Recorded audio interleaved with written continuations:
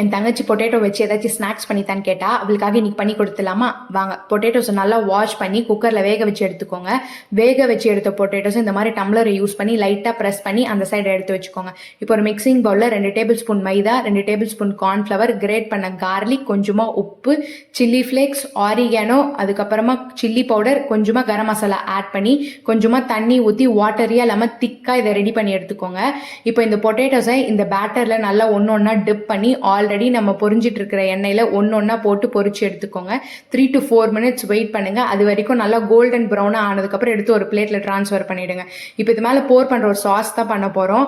அதுக்கு நல்லா தாராளமான mayonnaise, 1 tablespoon tomato ketchup, கொஞ்சமாக ஆரிகானோ, சில்லி ஃப்ளேக்ஸ், சால்ட், இது நல்லா பீட் பண்ணிங்கன்னா ரொம்ப திக்காக கிடைக்கும். கொஞ்சமாக மில்க் ஊற்றினீங்கன்னா ரொம்ப க்ரீமியாக இருக்கும்.